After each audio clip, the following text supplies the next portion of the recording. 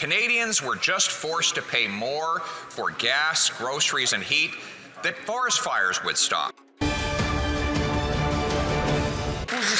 What is nowhere is their environmental plan. They don't have an environmental plan. After 8 years of raising taxes on consumers, they still can't hit their targets. And they seem to suggest that if Canadians were just forced to pay more for gas, groceries, and heat, that forest fires would stop. Mr. Speaker, that is ridiculous. All that has happened is a 40-year high in food price inflation. 1 in 5 Canadians skipping meals because they can't afford food. 1.5 million going to food banks. Now, Mr. Speaker, they want a 61-cent a litre carbon tax. Well, they axe the tax so Canadians can afford to eat. The Honourable Minister of the Environment.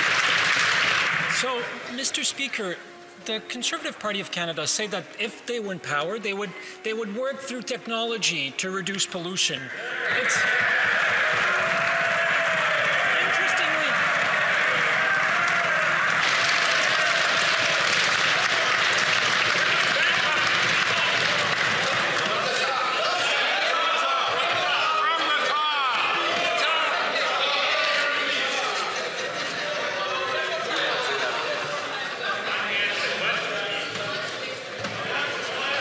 The Honourable Minister, you've got about 20 seconds left, please.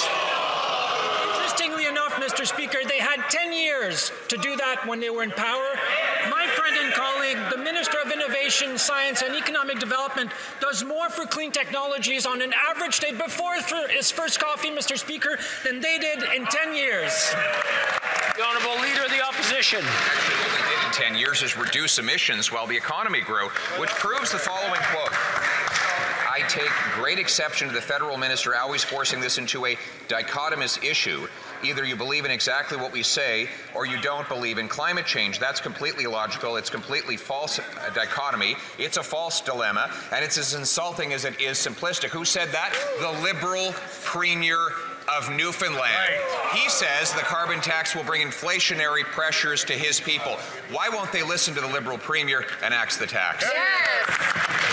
The Honourable Minister for Economic Development. Mr. Speaker, you sit in this House and you listen every day, but I'd like to do another history lesson if you'd let me. The previous government had a Secretariat for Rural Economic Development. This government, which they axed, by the way, Mr. Speaker, it was this government that put in place a standalone Department of Rural Economic Development, whose #1 issue and mandate is to connect the country from coast to coast to coast, because that is the equalizer. High-speed, affordable internet. And by the way, Mr. Speaker, I was in the member opposite's riding last week and made a $71 million announcement in partnership with the government of Ontario to connect the riding of Curl. Thank you, Mr. Speaker. The Honourable Leader of the Opposition.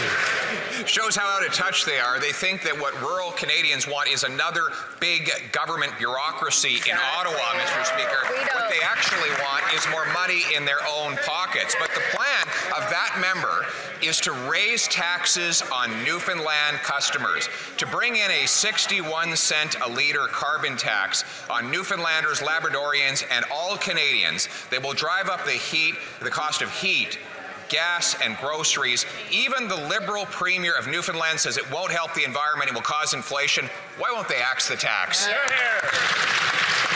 Honourable Minister of the Environment.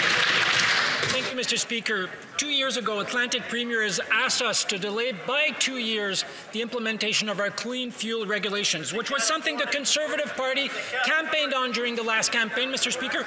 We did exactly that. We listened to the Atlantic Premiers. We delayed the implementation of that important piece of regulation to ensure that Canadians have access to cleaner fuels all across the country, and it's already generating billions of dollars of investment throughout the country, Mr. Speaker.